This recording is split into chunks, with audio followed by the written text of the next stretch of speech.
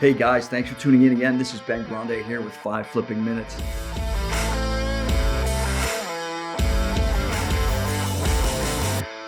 Today's segment, I'm going to be comparing the three generations, baby boomers, Generation X, and millennials, and where they stand currently in the real estate market and conditions. It'll help you kind of understand where things are and where things are going to go, I think, in the future with real estate. So let's start first with the baby boomers. Okay, so baby boomers was probably one of the largest population since after World War II. This generation makes up a lot of the market share. They're moving from, the two-story colonial, because now their kids are grown up, out of college, and it's just them in the house. You find this generation downsizing, selling their two-story colonial, big home, moving into either a ranch home or a rental. People will make that transition. They'll sell their property and just rent and live out the remaining years of their life. This generation made huge investments, huge technology gains for us and where we are today.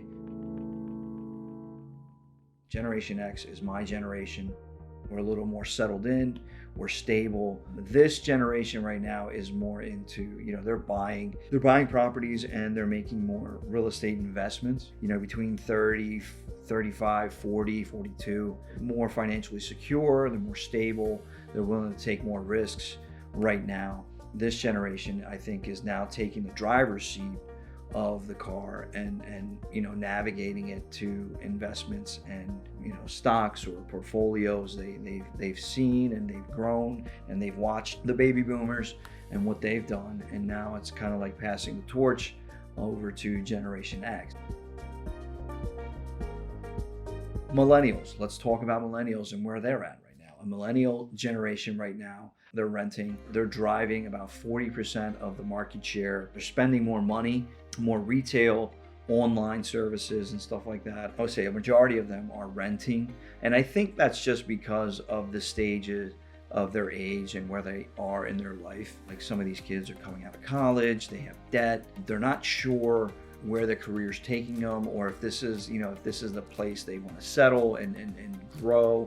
They're kind of like trying to figure things out at that age, as a 20-year-old to 25, 27. Now let's talk about the entire picture of what we are today currently with the real estate market. Like I said before, a recent rate hike. You're looking at a housing shortage across the whole United States. So let's look at that perspective of millennials and baby boomers and Generation X. So if you have Generation X kind of holding the wheel, and we're waiting for, number one, the housing market to catch up with the housing shortage, whether you're building more rental units to meet that demand, that shortage that we have right now. What's going to happen is you'll find, millennials in the next couple of years getting more secure, finding their career, building and moving and saying, we're ready to take on this shortage. We're going to buy our first real estate property, our first investment property. The millennials are going to come in and kind of fill that gap with buying and investing. And you always want to look to a younger generation because